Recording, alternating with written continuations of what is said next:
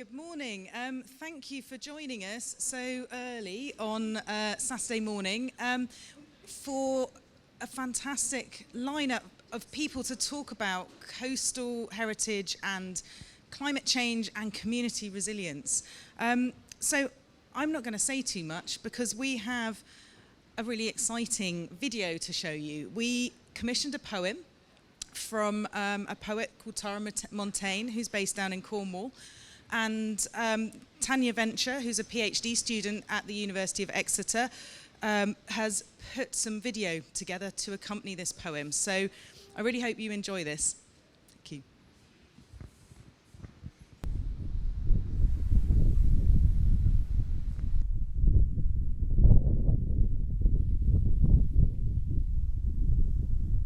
Ebb and Flow, a poem by Tara Montaigne, written for COP26.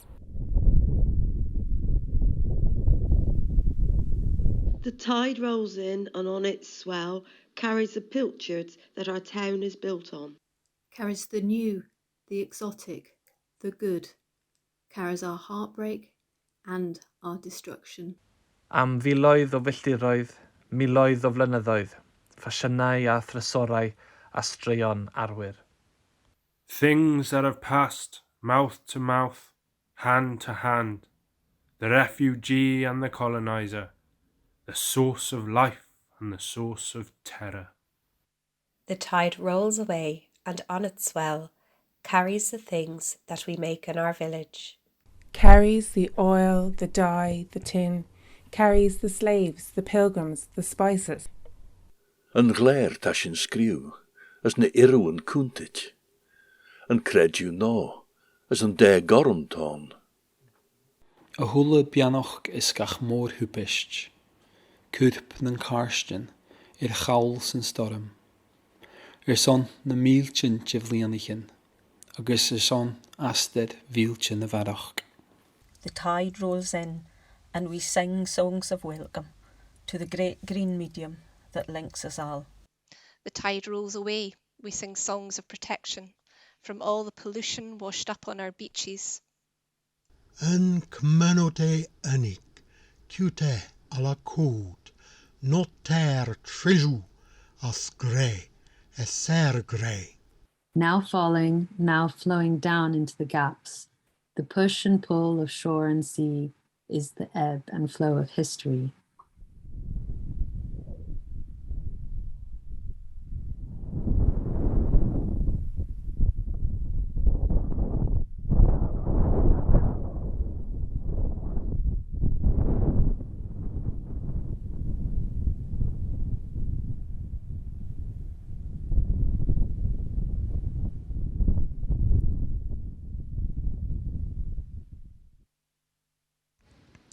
Was wonderful, thank you. So a nice, easy start to a morning there. It gives me my great pleasure to introduce our keynote speaker today, Claire Pillman, Chief Executive of Natural Resources Wales. Claire, over to you. I'm going to hand you this microphone. I think that might be easier. We know that it's working. Diolch, Hannah, and very, very good to be here. This for me is a special delight because it brings together in a way two parts of my working life. So I started way back in 1990 working for the Royal Commission on the Historical Monuments of England.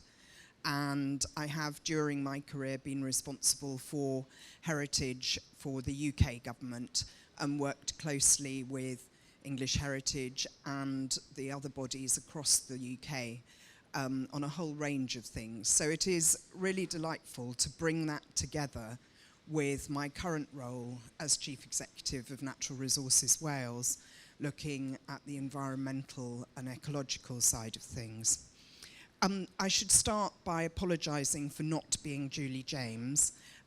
She's very sorry that she can't be here, but I'm meeting her later today, and I know that she will be interested in finding out how things have gone. It's also really nice for me to be involved in a British Irish Council event. Over the years, I've been involved in British Irish Council events on subjects of justice and culture, And it is great now to be involved in a discussion around the environment. And it's great that the British Irish Council is here at COP for the first time in its 20-year history. And I think staging this panel discussion will build on the collaborative links which exist between its member administrations. I think it is an organisation that has a great deal to offer in the area of tackling climate change. Its very essence is collaboration, and it is only through collaboration that we will tackle the challenges ahead of us. The session today on cultural heritage and coastal resilience will showcase that collaboration between countries and sectors, which is so vital at the moment. And of course, history and archaeology also have much to tell us about previous impacts of climate change, whether it is the emergence of the skeletal forest linked to the lost kingdom of Cartra Gwaelod at Borth in Cardigan Bay, or the ghostly bells of Dunwich mourning the loss of what was a really significant medieval settlement. And I think there is something interesting about the way in which stories of loss, of lost land, of lost habitation, of lost culture are still sort of in our history, in our culture. I thought that poem had resonances of many of the poetry and the songs and the writings around other lost cultures. So I think that thinking about how that cultural reference, what it tells us about just how difficult we as humans find giving up land and settlement to the sea, and what that means in terms of the challenges that we are already facing. Because we are already facing those challenges. In Wales, we are seeing the impact of sea level rise and more extreme weather events on a pretty well yearly basis now. And that has meant for some years that NRW has been working closely with the heritage bodies in Wales to assess how we can work together around the historic environment, not just the natural environment. So through the work of the climate change subgroup of the Historic Environment Group, we are working with CADU, the Royal Commission, the National Trust, and the Welsh Archaeological Trusts to identify and quantify these impacts and to report on potential adaptation responses, to help raise awareness of the risks and opportunities for adaptation. And the subgroup published the Historic Environment and Climate Change in Wales Sector Adaptation Plan in 2020. That plan builds on the high-level strategic actions identified in Prosperity for All, A Climate-Conscious Wales, which was published by Welsh Government in 2019. It aims to encourage collaboration and action across the sectors that will increase the knowledge and understanding of the threats and opportunities for the historic environment. It will increase capacity by developing awareness, skills, and tools to manage the impact of climate change on the historic environment. And it'll build on the resilience of the historic environment by taking action to adopt and respond to the risks, to reduce vulnerability and maximise the benefits.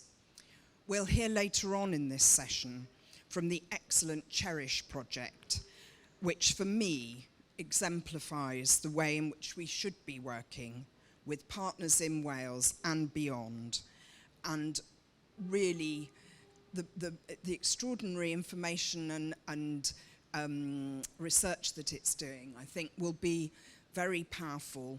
I mean, it's there because of historic environment and climate change. Actually, it's just really good archaeology, which is great to see.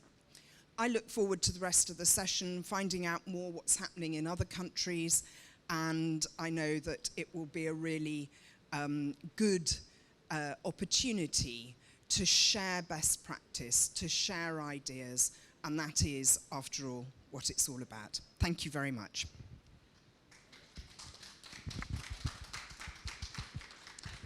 Thank you.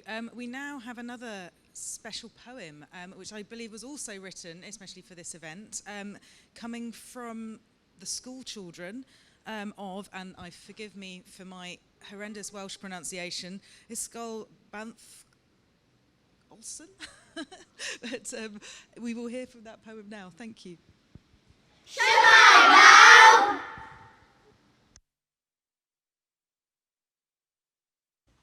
Disgyblion ysgol banc Rosfelen ydyn ni.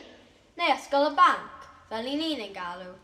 Ysgol bach wledig yn Nghwm Gwendraeth, Sir Gaerfyrddin yw ysgol banc Rosfelen. Sir sy'n llawn arwer, chwedlau, hanesion, straeon, castell, a phobl agos atoch. Rydym ni yn Sir Garwyr sy'n barod i gydweithio heddiw I baratoi am ddyfodol gwirfoddori.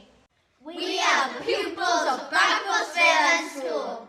Or Bank School, as some call it. Bank Rosfelen School is a small rural school in the Gwendraeth Valley in the county of Carmarthenshire. A county full of heroes, myth, legends, stories, castles, and welcoming residents.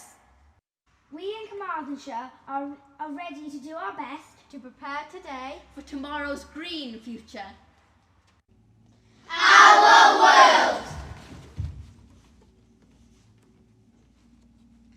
I am the murderous veil, choking the earth as I grow. I am the killing machine, destroying hundreds of trees. I am the crawling creature, infecting everything I touch. I am the darkness, covering the Amazon with glee. I am the slaying machine, destroying hundreds of habitats. I am the suffocating blanket, heating up the earth. I am the endangered animal, crying if my home is destroyed. I am the evil killer that no one can see. We are the fighting army, gathering knowledge and hope. We are the solution, saying that we can understand. We are the answer, saving the world for all. We are the warriors, battling the ongoing war. We are the champions, recycling, reusing, repairing. We are the defenders, looking to the future. We are the team, protecting the world. We are the heroes, rescuing Earth from its enemy.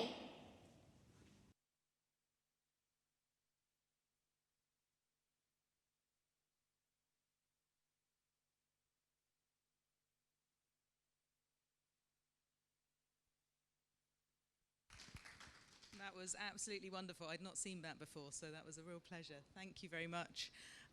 So I realised I forgot to introduce myself at the beginning. I'm Hannah Fluck. I am Head of Environmental Strategy at Historic England and also a steering committee member of the Climate Heritage Network. And it's been a real pleasure working with the British Irish Council, putting together this programme and working with my colleagues from around the UK, Ireland, Channel Islands, Isle of Man, the other BIC area, comparing notes on the challenges that we're facing, but also how our heritage can be part of that solution. So today, although we're talking about the challenges of climate change, and we will hear a lot about some of the impacts that we're feeling around our coastline, I also hope that there is an element of hope in this, the positive role that we can play as we've heard from some of those children there, we have the solution, and hopefully you'll feel a little bit inspired that perhaps through understanding our past, through engaging with our cultural heritage and engaging with the arts, we can start to work together to find some of the solutions. So we're going to hear from a series of speakers now, and we also have more videos sharing more of the work that's happening around the British Irish Council area. So first up, we're going to go to Jersey, and we're going to hear from Jersey Heritage about some really important work that's been happening there, stabilising and supporting archaeological sites around their coastline. Thank you. Looking at the granite headland at Waynay, you'd be forgiven for thinking it's simply another dramatic part of Jersey's coastline. But inside the headland's rocky ravines lies La Cotte de Saint Brelad, a precious and natural time capsule holding 250,000 years of exceptional scientific and archaeological evidence, and preserving the longest uninterrupted record of Neanderthal people and their environments in northwest Europe. This world-class evidence found at La Cotte is history before the written word. It gives us a sense of everyday life in the past, allowing us to assess how early humans were living in and using the landscape. It allows us to connect with the now extinct Neanderthal people.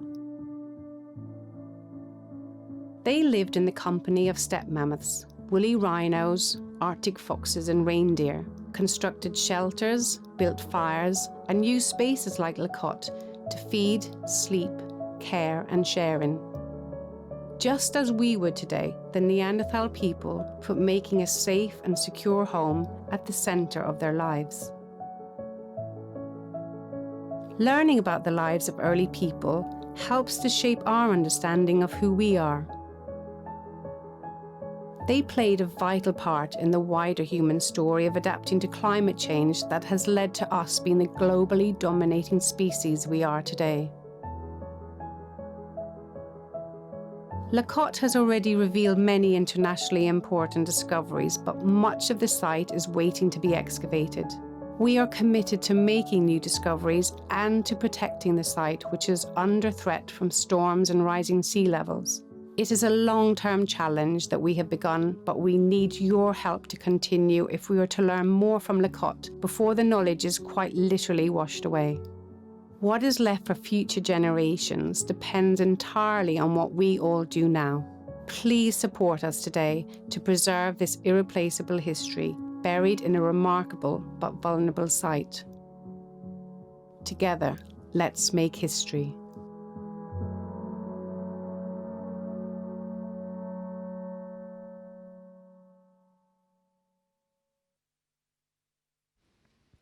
Thank you. It does make me want to go to that wonderful coastline and learn more. And also, I should hold my hand up. I have a PhD in Paleolithic archaeology, so it gives me huge pleasure to see Paleolithic archaeology represented at the COP. So thank you very much to Jersey Heritage for that video. We're going to go now to Northern Ireland. We're going to hear from Colin Dunlop, who is Marine Historic Environment Advisor in the Department for Agriculture. Environment and I'll start again. Department for Agriculture, Environment and Rural Affairs in Northern Ireland. So, Colin, over to you. Thank you very much, Hannah. I'm just going to quickly share my screen here.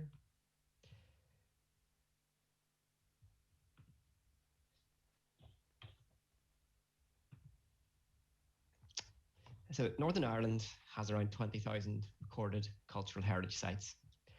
10% of these are in our coastal zone, and most are likely to be affected by climate change, either from general sea level rises or increasing storm surge events. Over the last year, we in Northern Ireland have begun the process of assessing the effects of climate change on these sites and developing plans to mitigate for its effects. One site I would like to show you is in the very northern corner of Northern Ireland on McGilligan Point, which is the small rectangle on this slide. For the last 200 years, a Martello tower has stood sentry at the mouth of Lough Foyle. It sits in the corner of a sand dune complex, which contains many archaeological features, dating from the Mesolithic through to World War II defensive sites.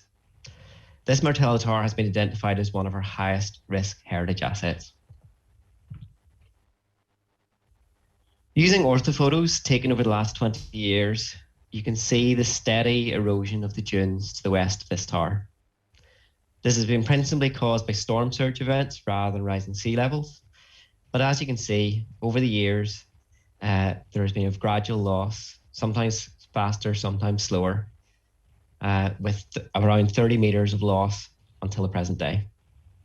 And while there are some signs that the dune is renewing, a single storm surge event is likely to wipe out this accretion.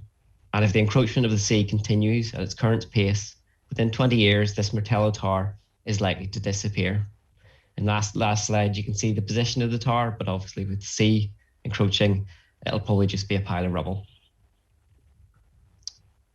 While these orthophotos have proved useful for identifying general coastal change trends, they lack the topographic detail required to assess the current status of our coastal heritage sites, or to give us a baseline from which to review change over time.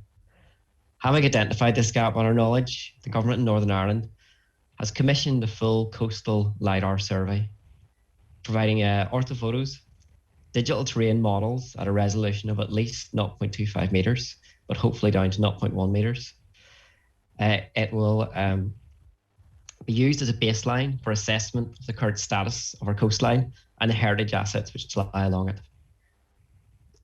To allow for assessment of change over time, we are planning to do this flight on a 3-year cycle. And as the technology improves, the resolution should also improve, allowing us to be even better able to assess the change. As well as being used directly by the government for climate adaptation planning, this data will be provided open source to allow for its widest use by the scientific community. As I'm sure you can see, this slide is not of the Martello Tower from the previous slides, as unfortunately we are a few weeks away from receiving the data for this area. This slide is Dundrum Bay, which is on our east coast, another sand dune complex which is under threat from coastal erosion.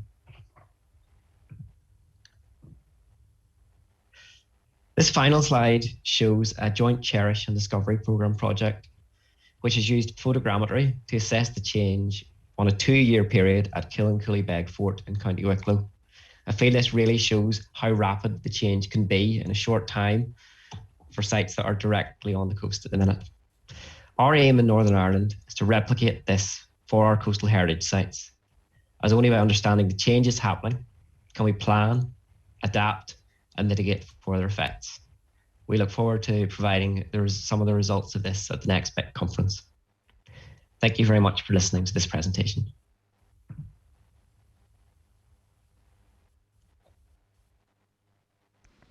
That's brilliant. Thank you so much, Colin. And it's really great to see how that technology is really helping understand the challenges. And as Colin says, the importance of understanding the problem before we try and tackle it is something that I think is at the forefront of our minds when we're looking at some of these challenges around our coast.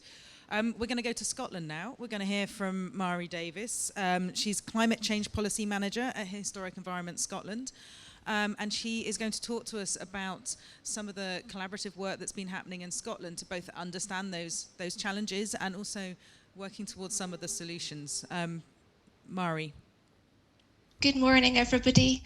We're first going to go to a video about Dynamic Coast, which Historic Environment Scotland has been a partner in for the last few years.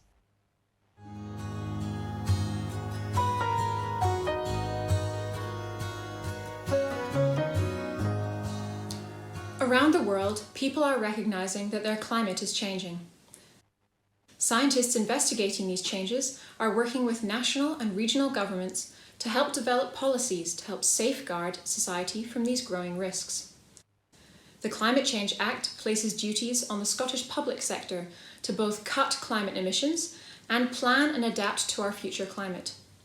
Such a dual approach is necessary not only to address the cause of climate change, excessive greenhouse gas emissions, but also to safeguard society from the impacts of past and future emissions that will continue to affect us for decades to come. One of the most obvious effects of climate change is sea level rise. It is affecting Scotland's coast now, causing more frequent coastal flooding and increasing the extent and rate of coastal erosion. The Scottish Government's Dynamic Coast project was commissioned to investigate the past and future changes happening across our erodible shores. Researchers from the University of Glasgow have updated this work, adding new surveys and modelling future coastal changes as sea levels continue to rise. We've made 5.5 million calculations under low, medium and high emissions climate scenarios to appreciate our different futures. What is the evidence?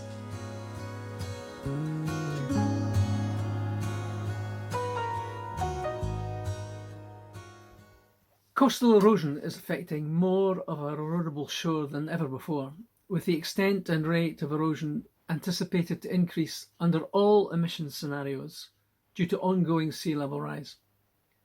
Even under a low emissions future, our best case scenario, hundreds of millions of pounds worth of assets, infrastructure, roads, rail and houses will be at risk in the next 30 years. Coastal flooding is also expected to occur much more frequently. So whilst quickly achieving net zero is absolutely essential, so too is adaptation. And this is why the Scottish Government is committed to both net zero policies and, in the meantime, delivering an adaptational programme to help society and infrastructure adapt to a changing climate. Our coastal infrastructure and communities need to be safeguarded. Now, we can do this by building resilience, and we can develop planning adaptational strategies to reduce the impacts and remove assets out of harm's way to less risky sites. DynamicCoast.com provides the mapping and the data to allow us to do this quickly and to rise to the challenges that climate change presents. Dynamic Coast allows us to become much more sea level wise.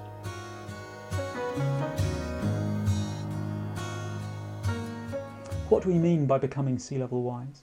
We must plan for these changes and invest in artificial defences and natural defences by working with nature, as well as making space for our coast and our assets to move inland.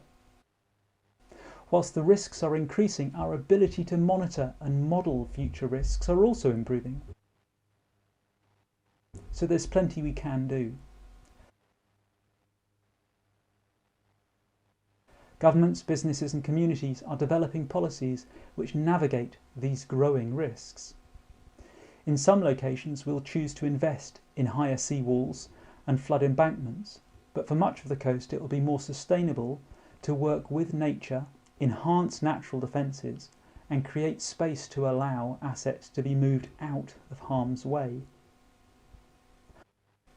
Climate leaders around the world, including those in Scotland, are focusing on dynamic, adaptive pathways to better manage the uncertainty and plan ahead to secure a more sustainable future. By planning for multiple strategies, we can move between them as events unfold.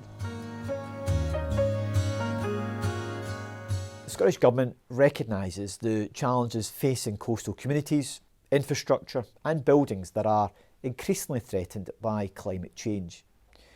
We are encouraging local authorities to prepare coastal change adaptation plans, supported by an additional £12 million of investment.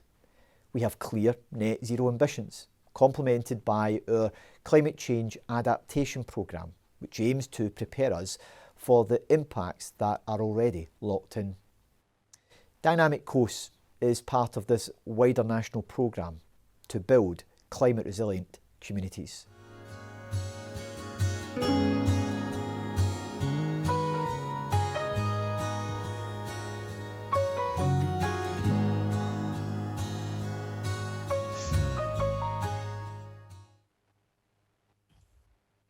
So, what does this actually mean for the historic environment? Well,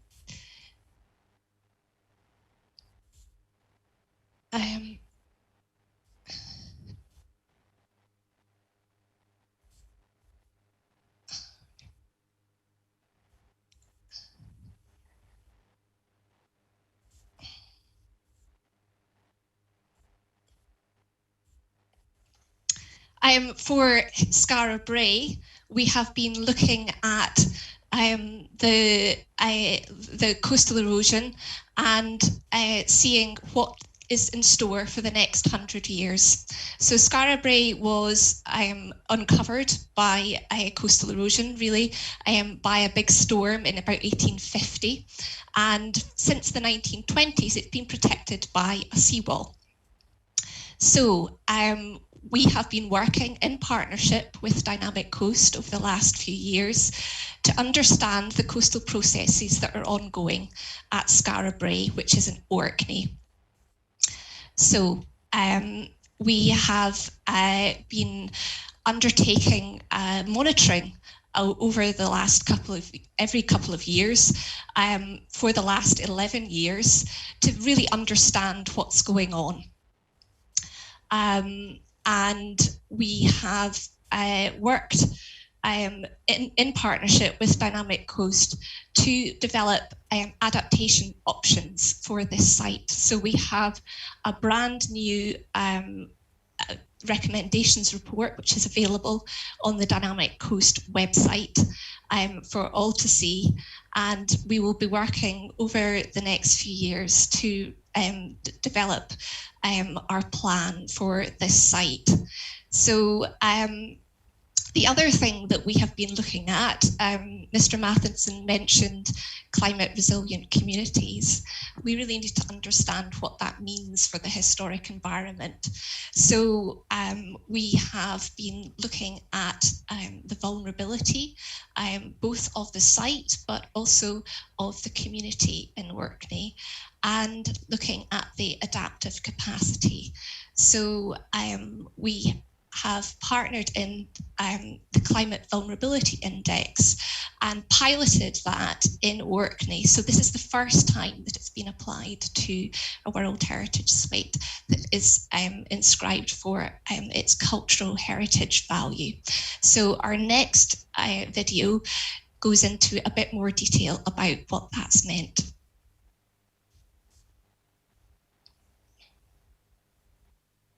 The Heart of Neolithic Orkney is a World Heritage Site inscribed in 1999. The World Heritage Site actually consists of 4 separate monuments. So together these sites represent the breadth of the culture, and they're the expression of a dynamic and accomplished culture which represents one of the most complete and impressive Neolithic landscapes in Western Europe. Orkney was chosen to trial the CVI approach because of the existing understanding of the risk to the site from climate change impacts. Historic Environment Scotland has also been an innovator and a leader in addressing and understanding climate change impacts on heritage. In addition, Orkney is the home of the Institute of Archaeology of the University in Highlands and Islands, who have a research interest in this area. And finally, there has been fantastic support from the ICMAS Working Group for Climate and Heritage. Climate change gives us a number of different threats to the World Heritage Site in Orkney. That can range from anything from sea level rise to changes in precipitation to extreme weather events to rising temperatures, and that can impact in quite a number of different ways. Well, the workshop participants identified that the World Heritage Site in Orkney is extremely vulnerable to the pressures of climate change. We identified 3 key climate drivers which we used for the assessment, but we also recognised that there were other climate drivers that we need to do more work on and think about for the future. The overall vulnerability of the outstanding universal value was in the highest category. The community vulnerability was in the middle category, recognising the adaptive capacity of the community on Orkney. Overall, we recognise that climate impacts are increasingly likely to add and compound other issues on the islands, which include increased tourism numbers, infrastructure development and changing agricultural practices. Attending the workshop, we were really pleased to welcome site managers from Ireland, from England, from Scotland. We had the county archaeologists from the other Scottish Isles. We had academics from across the world. And most importantly, we had members of the local community who work with the sites on a daily basis. The Climate Vulnerability Index workshop is at the start of a process of reviewing the Orkney World Heritage Site Management Plan, which is happening this year.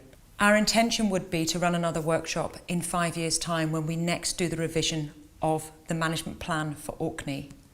We're also talking to the other World Heritage Sites across Scotland so that we run a series of workshops for all sites over the coming years. The results of the CVI in Orkney will be used to inform and guide others globally who manage World Heritage Sites to consider how they might best assess risk of climate change to their sites.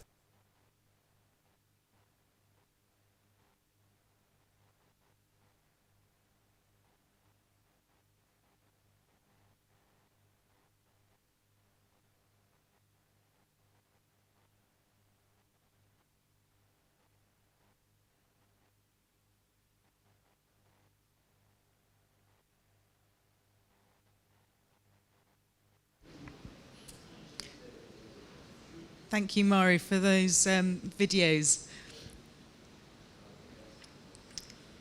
So I think that was an excellent example of taking that very detailed scientific knowledge to apply in a very practical way, not just to those heritage sites, to the impacts on the people that live, work and value them. So thank you for that example. We're going to go to England now, and we're going to hear from the Citizen project. Hannah Morell is the sustainability manager at Citizen for MOLA.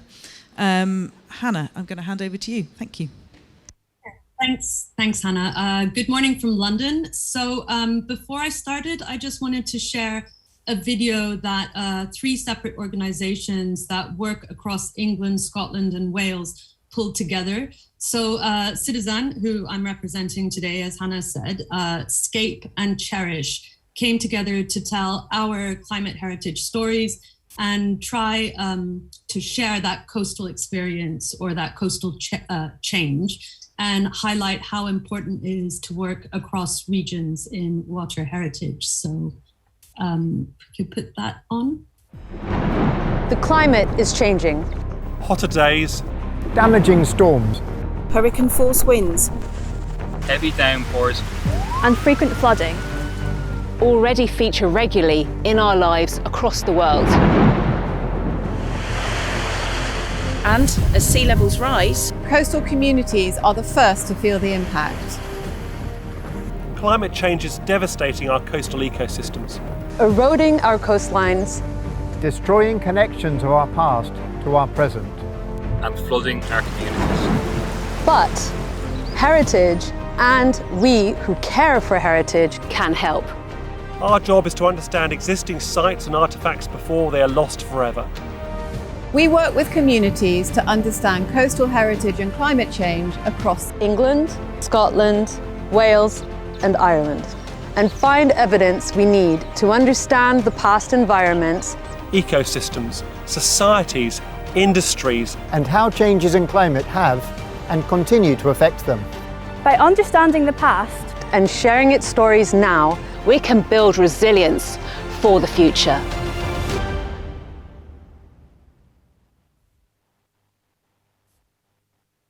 Fantastic.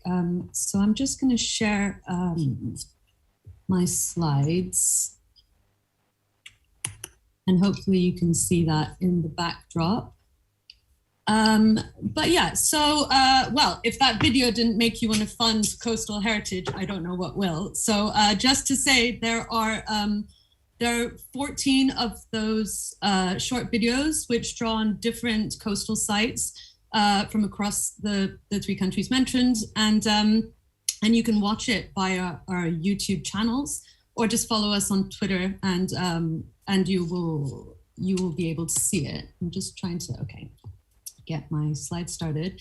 So first, by water heritage, I just wanted to throw out a little bit of explaining what that is, but you know, it encompasses our oceans, our freshwater systems, the rivers, the streams, the wetlands, the ponds that are significant to us as humans and to our biodiverse friends out there. And well, one of the things that was so important to me about making the climate heritage videos with others was really to emphasize that importance of people, of partnerships, and of working across regions, disciplines, land and seascapes, and also egos, actually. And I think it's really important to realize how difficult it is to work in partnerships, but how important it is to reach with communities and stretch across our comfort zones as well. And I believe that in the work that we do, we need to always have that people-centered approach at the heart of everything. And heritage is absolutely at the heart of making that happen through its focus and through its methodologies as well. I think we're quite equipped to help other disciplines and other sectors find that that approach in how to communicate with communities. But in short, I'd say people are what makes our work naturally and organically interdisciplinary. And harnessing local knowledge in a way that values people and makes them feel valued, and investing in them lets us really understand our communities, value that local knowledge, grasp how it is that we as the public understand change and what that means to how we approach risks or climate measures or solutions and decision making. But it also empowers people. So to start to think and see things through the lenses of people from what they perceive as loss or heritage, or what they perceive as vulnerability, threat, adaptation, or even what the word change actually means to different people is at the core of what we need for successful climate thinking. And what I really like about that angle is that being entwined with archaeology and heritage studies is that we can start to think about the relationship of water on society through history as a story or a cycle of adaptation. We've for so long created this idea of social or technological emancipation from nature, this idea that we have this sort of dominance or control over it.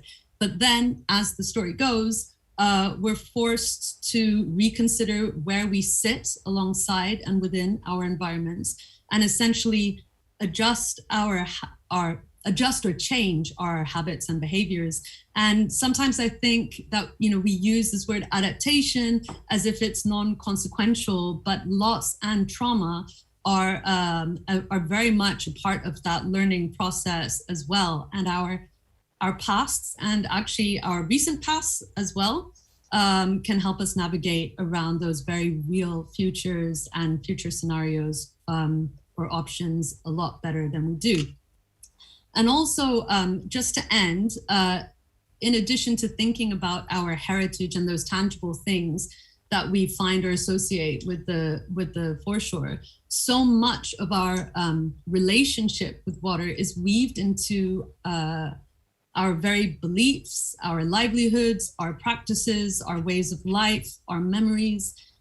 So much of what makes water heritage relevant or significant to us is intangible.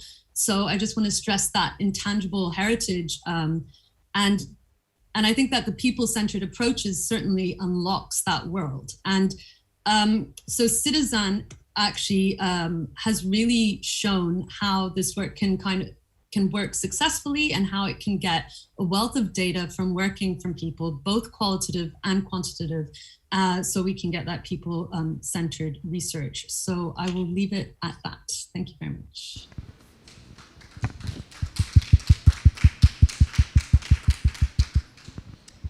Thank you, Hannah. So we're going to hear more about some community engagement work. Going back to Wales now, I'm going to hand over to Lou Barker. Lou is a senior investigator in archaeology as part of the CHERISH project, and also the Royal Commission on the Ancient and Historical Monuments of Wales. Lou, over to you. Bore Daryl Cymru. Good morning from Wales. I'm just going to share my screen.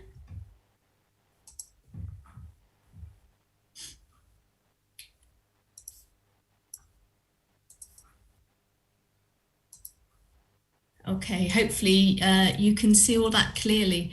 I'm delighted to be here at this British Irish Council COP Resilience event. And over the next few minutes, I want to showcase CHERISH, the Wales Island European funded climate change and cultural heritage project. and really focus on two things, which I think all the speakers here have already been focusing on. The importance of collaboration. Lou, sorry to interrupt you. We can't actually see your slides. Oh, that's no good, is it? Okay, let me have another go.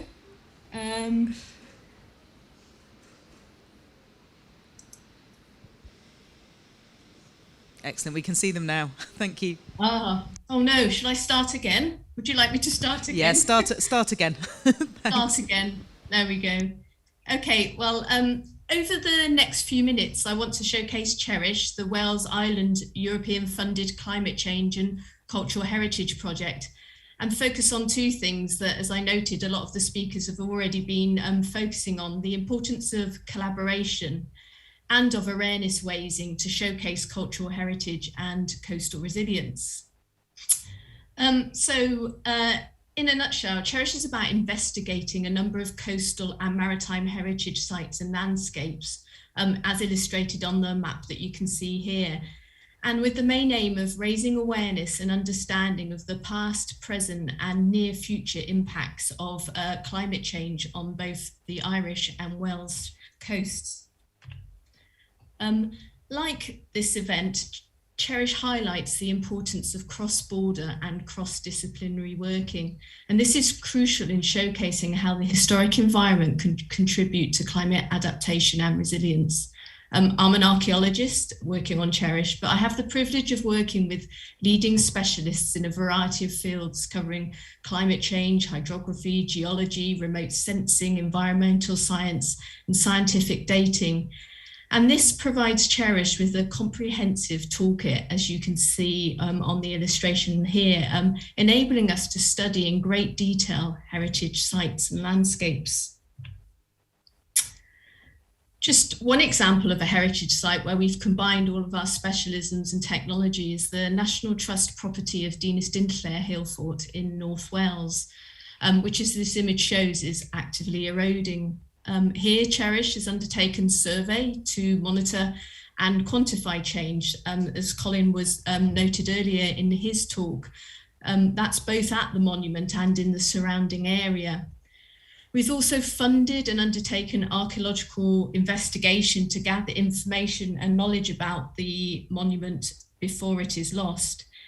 And we've also gathered paleo-environmental evidence and undertaken dating to tell us about past environments and climate at the site. And more than anything, I think this is the most valuable tool for providing a long-term context to current and future risks, as well as an insight into the nature of extremes faced by past communities and a showcase for past adaptation and resilience. So what is crucial is that we make the results of our work widely available to help build resilience. And as a starting point in this, all CHERISH data is freely available through open government license. But it's more than that. It's about working hard to ensure that results and information work at government, at landowner, and at community level.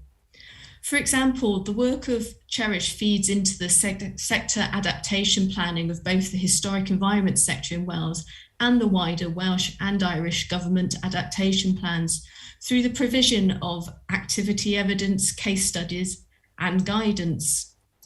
Landowners and managers will also be provided with the data sets and reports to help inform their future management, adaptation, and resilience building. And at a community level, these places have engaging climate stories to tell, particularly around showcasing the dynamic and ever-changing nature of our coasts and how those that have lived there have adapted and responded to change. And we do this through many ways, through the standards practices, such as involving and enabling the community and people through activities such as excavation and monitoring, but also through exhibitions, walks, talks, print and virtual products. But we're lucky in that we have information that we gather through across the historic environment and the heritage sector that is so rich that it can also inspire others to tell the story. And in CHERISH, we are really fortunate to have Howell Griffiths, a Welsh bard, a poet, on our team. And Howell has written beautiful poetry around many of our study sites that provides a different avenue for engagement and outreach. We've also collaborated with artists who have joined us on site and worked with the products we have produced to create their own powerful work and stories. So the idea of our cultural heritage providing climate stories leads really nicely into the following film, which showcases the recent COP collaboration between the CHERISH, Sisters Anne and Escape projects that Hannah mentioned earlier. And what you're going to see now is the final of 14 films we have created being showcased during the COP. And it's narrated by archaeologist Marcy Rockman, whose Every Place Has a Climate Story project has been and continues to be an inspiration. Thank you for listening. Diolch yn fawr. COP26 is bringing people together from around the world to strengthen global action on climate change. And all of the places they are coming from have culture and heritage, which hold the histories and meanings of how people have come to live in all of those places. The themes of these videos began as a project I created called Every Place Has a Climate Story, which connects climate, heritage, and place so that U.S. National Park Service rangers could talk with visitors about climate change in any park they were in. In the years since, this Climate Stories project has traveled widely and captured the attention and enthusiasm of many people and colleagues around the world. These places and stories show us the long trajectories of change in our environments and how we have lived in them. They show us the history and origins of industrialization, which is the history of climate change itself. And they share how communities are using sites that are now appearing along coasts to rebuild older practices and traditions and build new connections with each other. It's time to bring these together, to know that climate stories are not only interesting and fun and nice to have. Rather, they are essential to building our capacity to speak about and share the things and places that matter most to us in all the places we live.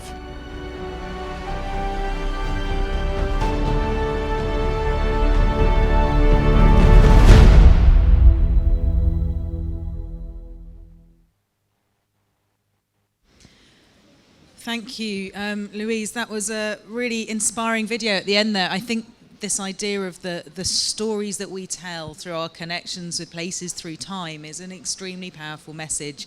And I have been sitting in quite a few of the sessions around COP, and I find myself wanting to shout out, you've got a bit missing, because so often at the heart of what people are talking about is that aspect that makes us human, that connection with past and future generations. And I do think that this work that we're hearing from is a really excellent example of how we can make those connections. So now I'm going to pass to my colleague Anthony Firth. Anthony has recently joined us at Historic England, I think this week, in fact, as our head of marine strategy. But today he's speaking from the Ocean Decade Heritage Network. So Anthony, thank you. Hi Hannah, thanks very much. It's great to be here. Oops, great to be here. So I just wanted to talk a little bit about obviously we've seen some fantastic work this morning, showing what's going on in the BIC area. I wanted just to talk a little about how that relates to the wider world.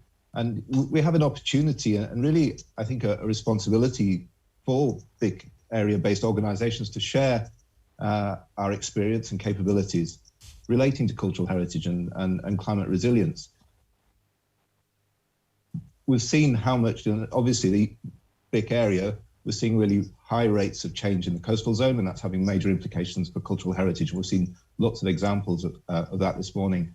But that's very true of so many other places around the world where, whether it's erosion or flooding or a whole range of climate-related pressures are affecting cultural heritage, and the communities who find that heritage really important to them. But in those places, quite often they don't have the technology, some of them the technology that we've seen, or the infrastructure of support to enable a response in the kinds of ways that we've been seeing this morning. So I think there's a real, as I say, an opportunity, but a responsibility for us to see where, from the BIC area, we can try to help build local capacity among communities whose cultural heritage in the coastal zone is most at risk. So I'm just going to flag a couple of examples where BIC area organisations, initiatives based in the BIC area are already starting to do that in other places around the world and then broaden that out a little. So if you just bear with me while I share my screen a moment. So I hope you can see that. Yeah, great. So yes, I'm just going to mention here first the Mairi project in the MENA region. So that's Middle East and North Africa. That's based at the universities of Southampton and Ulster. And they're working with colleagues in the region, across the MENA region, pretty much from North Africa through to the Gulf, to develop inventories of coastal heritage that are at risk from climate change and other threats. So Colin early on said about the number of heritage sites that there are in Northern Ireland, along the Northern Ireland coast. In some places, they don't even really have the numbers for that. There's that kind of understanding of the size of the resource and the degree to which it's a threat. That sort of relatively, what we might take as being straightforward information in the BIC area is really just not available. So that's the MENA project is really doing a lot of work there to try and understand that, to understand the extent of risk and the range of pressures that are affecting cultural heritage in the coastal zone in particular. And I also want to mention the Rising from the Depths network, which is focused on East Africa, and it's coordinated by the University of Edinburgh. And they're supporting a huge range of coastal projects addressing climate change and sustainable growth, which is very much rooted in maritime heritage, marine heritage, but also traditional knowledge and local communities. So there's a whole, if you go to the website there are details there. If you're interested in ways in which people can combine community action with marine cultural heritage, coastal cultural heritage, resilience, and sustainable growth, there's a whole array of fantastic examples there that I'd really encourage people to take a look at. So the thing I'd like to move on to is the UN Ocean Decade. So there's quite a lot going on. It was Oceans Day yesterday at COP, and a lot of attention on really making it very clear that climate action is ocean action and vice versa. So the UN Ocean Decade has just started. It started this year. It runs through to 2030, and it's the UN Decade of Ocean Science for Sustainable Development. And it's really a way of connecting what the knowledge we still need in the marine area very directly to delivering on the 2030 agenda and the SDGs. So from our perspective, this overarching framework really for all sorts of different ocean sciences, social sciences, humanities over the next 10 years provides basically a big framework within which we can explore how cultural heritage can also contribute to delivering on that 2030 agenda for our oceans. And I think it's really important that across this range of issues, we can show how cultural heritage is part of the solution. It's a point that's been made in several of the presentations and videos this morning. Cultural heritage can be a source of agency and optimism in how we achieve the 2030 agenda with respect to climate change, but a whole range of sustainable development goals, and not just another cause of despair. So just really flagging there the ocean, the Decade of Ocean Science as that broader framework. And within that, the last thing I wanted to draw attention to was the Ocean Decade Heritage Network and its Cultural Heritage Framework Programme. And that's been endorsed by the UN Ocean Decade. So for anyone who wants to, what that provides, the Ocean Decade Heritage Network and the Framework Programme, it's a way of integrating cultural heritage into this the broader objectives and broader delivery of the UN Ocean Decade. So if anyone around the world, I'm sure we have a global audience this morning, who wants to get involved in the contribution that cultural heritage can make to the future of people in the sea, ODHN is a great network to join, to get involved in, and we're all going to be doing our best to mobilise cultural heritage for coastal resilience over the next 10 years through that mechanism. And so that's, again, there's some website addresses, there are Twitter links and so on. Please have a look at those and get involved in delivering, in using, mobilising cultural heritage for coastal resilience. So thank you very much.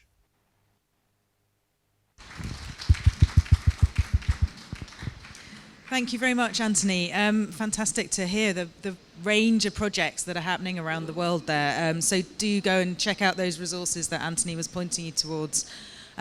We have our final speaker now, Kate Delaney from the Creative Island programme. We heard a little bit earlier about how that overlap between our historic environment, cultural heritage and the arts can really start to explore some of these quite complex issues, the science that can be quite hard to understand, and the Creative Island programme is looking into that in more detail about how the creative arts can really make a contribution to this. Do we have Kate's presentation? Thank you. The Creative Ireland programme is a culture-based, all-of-government initiative based in the Department of Tourism, Culture, Arts, Gaeltacht, Sport and Media, the core proposition of which is that participation in cultural activity by everyone drives personal and collective creativity with significant implications for individual and societal well-being and achievement. The programme for government supports Creative Ireland in engaging the public on climate change through the Cultural and Creative Sectors Initiative. Creative Climate Action is a fund from the Creative Ireland programme in collaboration with the Department of Environment, Climate and Communications, launched in March 2021. It saw collaborative projects that could offer innovative means through the cultural, arts and creative sectors of engaging the public on the urgent need for climate action and behavioural change. A total of 15 projects have been selected for funding up to the end of 2022. And in parallel, the Creative Ireland programme is commissioning research on the initiative. The location of project engagement spans across the Republic of Ireland, with a wide range of project themes, including coastal resilience. Lean na Farraga, led by Trinity College Dublin School of Natural Sciences, in partnership with artists Timo Aho and Pekka Niitä-Virta, Maynooth University, Dublin Climate Action Regional Office, Algorithm and Native Events, will connect the public tangibly to the risks from sea level rise through a series of light installations across Irish coastal locations. It will demonstrate that the future is in our hands, as the rate and amount of sea level rise depends on our greenhouse gas emissions. Rising, led by Trinity Technology and Enterprise Centre, in partnership with Broken Talkers, Algorithm, Dublin Theatre Festival and Folding Waves, aims to creatively empower the communities of the Dublin Docklands to explore the complexities of climate change and inspire local action to protect the local environment. It will provide opportunities for residents to engage in creative dialogue with artists and climate experts in order to devise practical actions.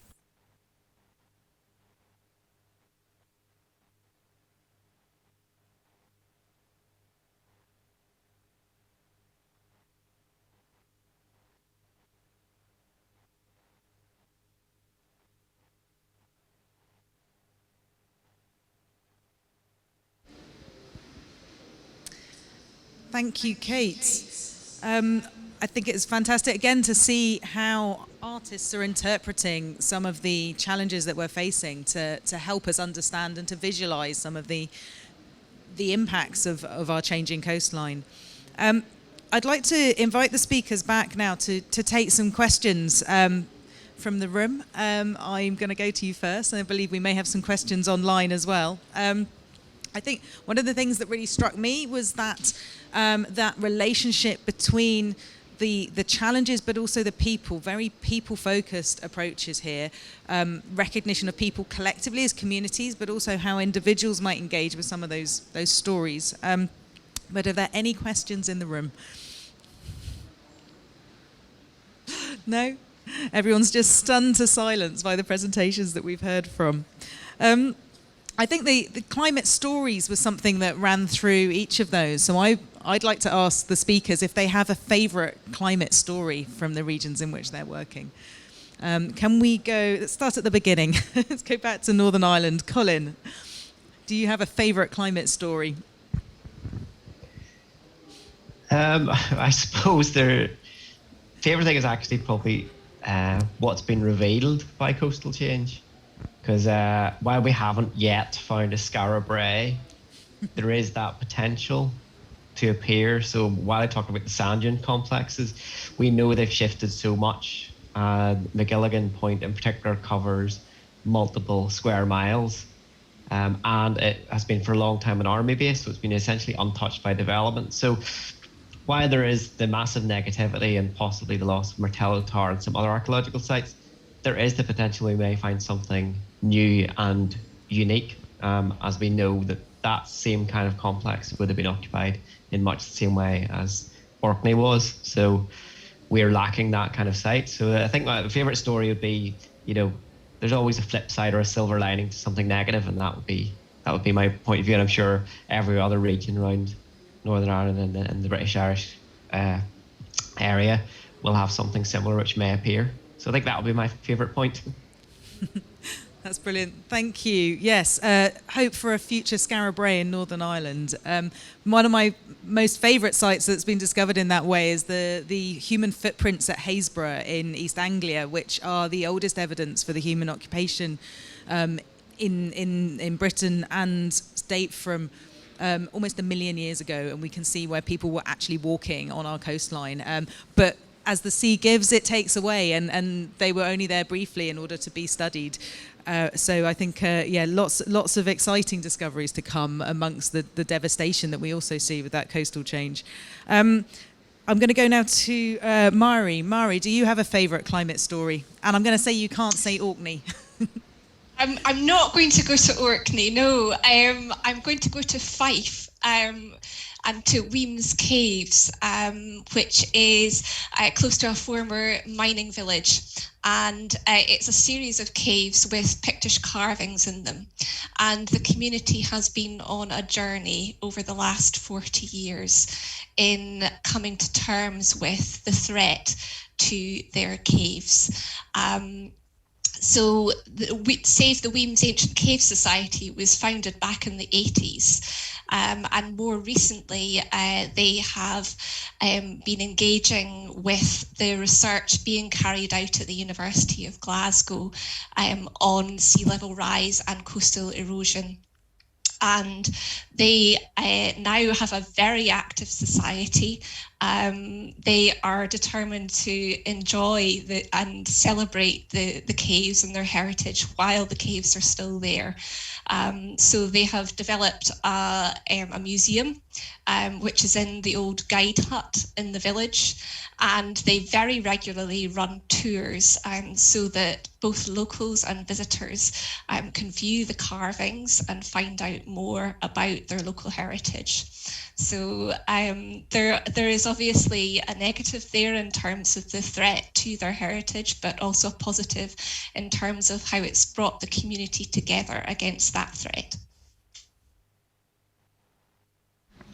That's great. That's a lovely example, Mairi. Thank you. And I believe there's an excellent video that looks at Weems Cave online as well, if anyone wants to go and have a look at that. There is. Hannah, you introduced that concept of climate stories. Do you have a favourite one yourself?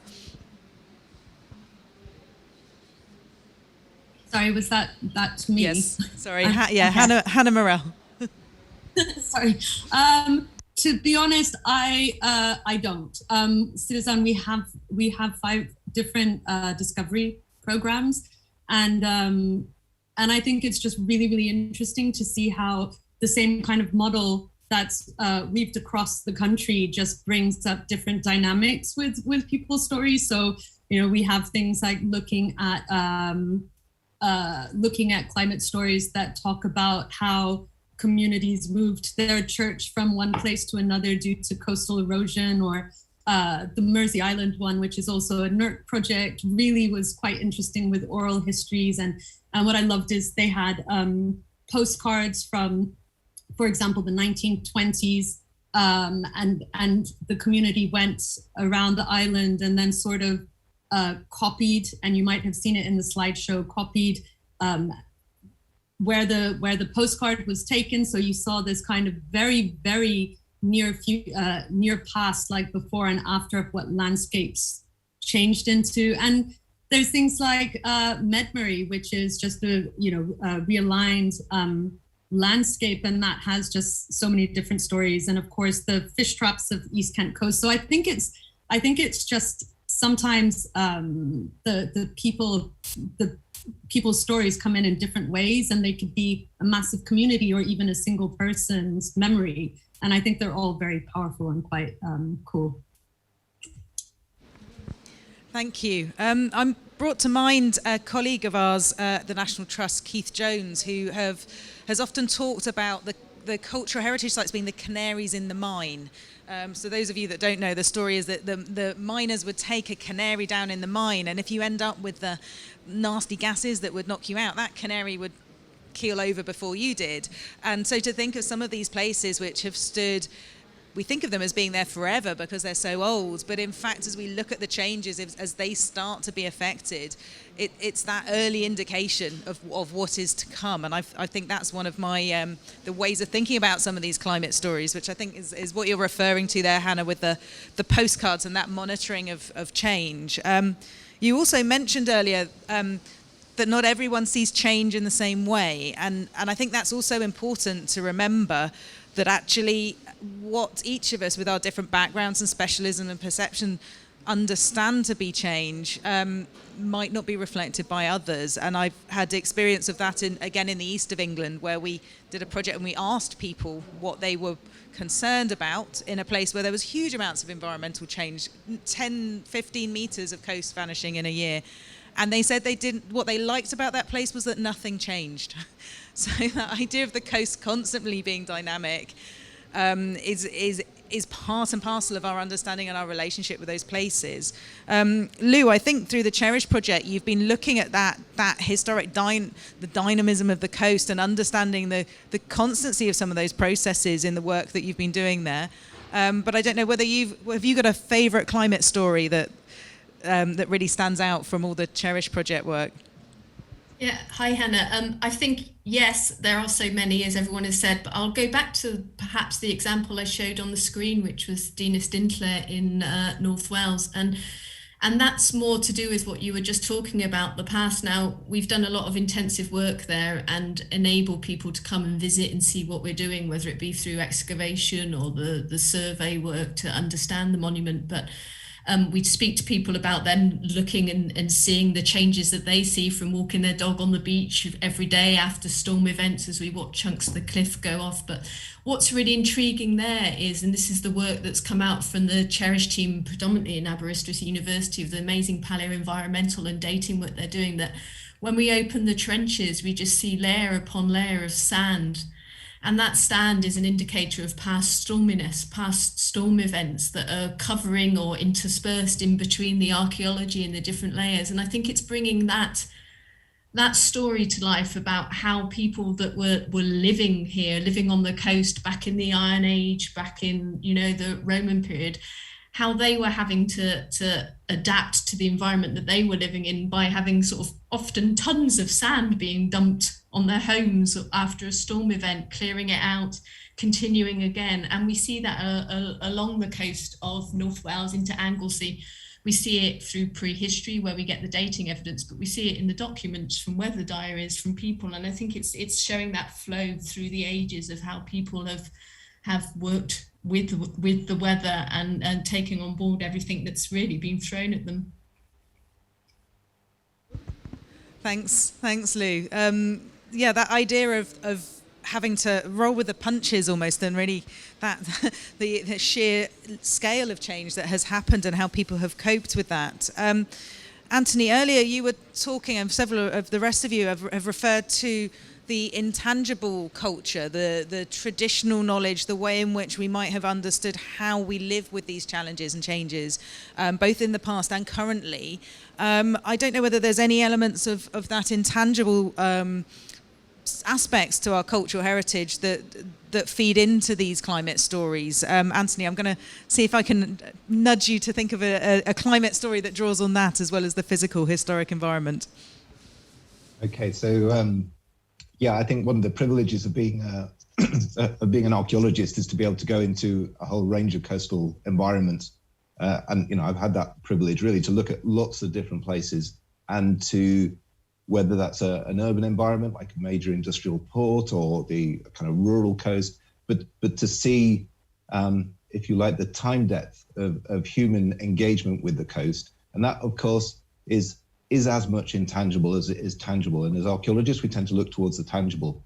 But obviously, it's really the intangible activities that have given rise to the tangible historic environment that we typically deal with. And so that idea about people's engagement with the coast and that creative engagement all the way through these huge lengths of time of how that's embedded into the landscape. And so you can go to the coast and you can see that that human experience of that coast, that human engagement with the coast, often involving and shaping the coast as if you like, a tangible expression of those intangible connections. So I think there's lots to do where there are still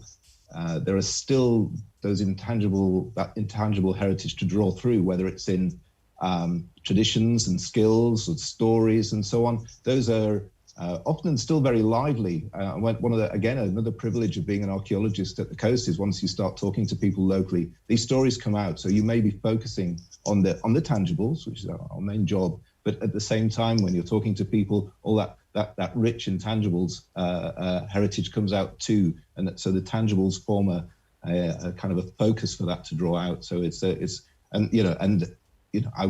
I couldn't put my finger on a single story because it's just such a big part of being an archaeologist and a big part of coastal heritage. So it's all around us for sure. That's great, thank you.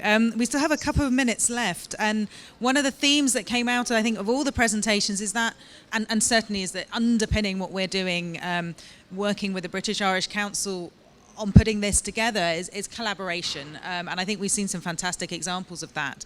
So I just want to ask each of the speakers for their thoughts about what future collaboration would look like. If they could take one point, one thing that they want to be able to collaborate with working in this space that would really make a difference to the heritage, but most importantly to the people and to the communities living in these places. So I'm going to go back to Colin, Northern Ireland. So Colin, what are your thoughts on collaboration and what we can do in the future that would really maximise our impact? Yeah, well, in Northern Ireland we have quite a lot of community-based local landscape partnerships who are very active and becoming more active. And I think there needs to be a better connect between basically regional government and local councils and these community groups. And I think if we all work together, we can find out what actually is important to the community. Because I think at a high level, what we think is important generally isn't true as to what's on the ground. So I think the main thing I would say is that I have a better connectivity with the people on the ground who are living in the locations which are being affected by the climate change the most. I think that would be my one point. Thank you. So the same question to Mairi then. Mairi, collaboration, what can we do that will make that really positive difference for the future? I think community empowerment on this is obviously really important, but the other thing that I think there's huge potential for in terms of collaboration is looking at adaptation options and particularly nature-based solutions to coastal change.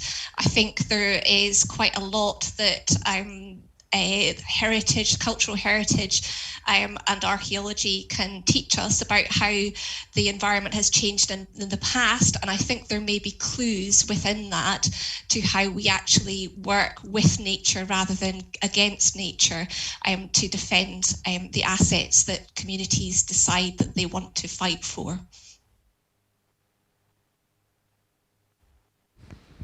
Thank you. Hannah, what about the experiences from Citizen of collaboration? What can you share with us as to the importance of that? So with collaboration, I guess one of the most important things I would think is the democratization of decision-making powers and also just really understanding each other's language. Sometimes I wish that we just had a glossary terminology so people could be speaking the same language. But on a personal note, I would really be interested in, because I think we've done a lot of collaborations with, whether it's the social sciences or landscapes and so on. And it would be really interesting to go a bit more micro and learn about behavioral science or psychology and understand what it is that makes people resistant or willing to make a difference in their own environments and in their lives. So really building on that multidisciplinary and interdisciplinary approach and what happens when we collaborate with other experts. Yeah, I think that's definitely something that I look forward to trying to explore in the future. Lou, what about the experiences from the CHERISH project? I mean, you've almost done so much going on within that project that's incredibly collaborative. I know it's going to be hard to pick one, but I'm going to see whether we have a question that has reached me from the online world, wondering about if we have any recommendations on approaches to ease community resistant to accept climate change. So I just wonder whether there's any thoughts that you might have about how the collaboration you've experienced through CHERISH might help to address that particular issue. Thank you. I think it's almost going back to the example I gave earlier as well. It's showcasing, certainly in the coastal zone, that it always has been and always will be quite a dynamic environment where there always has been change, and we can provide the evidence from that from so many sites that we've looked at and worked on. So I think that's the really important way, by using the past examples in that sense to showcase that change has happened and people have adapted in the past through the archaeology and the evidence. Yeah, thank you. No, I think that's a very good point. Anthony, I mean, the global examples that you gave us are, they're not possible without pretty large-scale collaboration. Is there anything at that international scale that you think is a really positive thing that we can try and focus on to maximise the impact in our work in this area? Yeah, absolutely. I think it's just really important to take the fantastic experience that we've been developing and we've been seeing today in the BIC area, and to always keep an eye on that global context to see where we can spread that experience and support communities elsewhere around the world to come to terms and engage with the changing coastal heritage. And I do think the UN Ocean Decade provides us with a framework for that. And there's archaeologists, heritage specialists working through the Ocean Decade Heritage Network to make that actual practical reality. So the Ocean Decade and the Heritage Network for it, I think is intended to be a practical tool to put this kind of work into its global context and to have a really big impact. That's great, thank you. And I think just a couple of plugs here for the collaboration that's happening already. The fact that the British Irish Council have brought us together to have this conversation is absolutely brilliant. And I know that from my own part and the the panelists, we're going to continue this conversation and looking forward to where this might go. As I mentioned at the beginning, I am part of the Climate Heritage Network, which is almost the ultimate in collaboration across our sectors with everything from Indigenous peoples groups to artists, culture, heritage and the art mobilised for climate action. We have a phrase, I'm looking at my colleagues in the audience wondering who coined it, but I always roll this out, that anthropogenic problems need human solutions. And for us, the cultural heritage aspect is right at the heart of those solutions, both understanding them, but also coming up with ways in which we can address them. And most importantly, as we've heard, that empowering people to address them themselves. And I think that's also been a bit of a theme of a lot of the things I'm hearing here at the COP. We have one final video, which I'm going to show you in a moment. But before we do that, I just wanted to say a little bit about Tanya, who's put these videos together for us, the one you saw at the beginning, but also the one that we're about to see. So again, this is another great example of collaboration. Tanya is a collaborative doctoral PhD student funded by the Arts and Humanities Research Council and hosted jointly by Exeter University and by Historic England. And her work is exploring how coastal communities can be engaged and how they are addressing and thinking about loss of their cultural heritage in the historic environment. And she's developing innovative approaches using interactive documentary to help reflect the different, maybe conflicting perspectives that people have, the relationships that we have with those places and with the change. And I think it's a nice example of a very positive piece of work to try and address what are really quite challenging and complex issues without trying to present a very single linear perspective of it. Anyway, without further ado, I'm going to hand over to our final video. One of the messages, I think, as well, is about looking to the future. So it's all very well. People think that the historic environment and heritage is about the past. It's not really. The only reason we care about the past is because it's of value, it's of relevance, it provides that continuity between people who are long dead and the far future. And so we're going to hear now from some young voices about their thoughts about the coast. Thank you. Roisin, do you know what the coast is? No. Well, the coast is where the sea meets the land. Have you ever seen the sea? Yes, okay. The beach. The beach. Is the coast. The beach is the coast. Do you like it? Yeah, you're nodding your head. Yes. Yeah, what do you like most about the beach? Making sandcastles when they stay up properly. The sea. The sea. Anything else? Rocks. Anything else? Doggies. Doggies, yeah. They use the sea. I like collecting sea glass and different types of rocks when I go to the beach. Fi'n hoffi chwarae ar y traeth. Well, I sometimes like to jump at the waves, so when the waves come, I like to jump over them, and sometimes I like to go through them. I like to play in the sand, swim in the sea, play with the waves. I love the wildlife there. It's just amazing. I mean, and if the coast is rising, it's going to affect the wildlife there. If the sea changed, would you be happy or sad? To what? If it changed to what? Yeah. If the sea got bigger, would you be happy or sad? Sad. You'd be sad. I think climate change will do something to the coast. I think tides will be much higher, and there will be a lot more ocean, and there will definitely be a lot more plastic. And I think almost every day they should go and pick up some litter, because they can have a nice time at the beach, and also they can be good to the environment. I want to see a lot of animals and fossils and footprints, and I want all the creatures to be happy. I went to a coast yesterday for my dad's birthday, and I saw some gulls that looked really, really happy. Rwy'n credu bydd y arfordir yn newid, bydd y creigiau yn cwmpo, a bydd y môr yn codi. I think the coast is amazing of how people have adapted to live by the sea, and they've built structures. Well, sometimes not very good structures, so they fall down a lot. But hopefully the sea won't wipe all of them out, because the coastal history is really important of how people lived with the coast through the ages.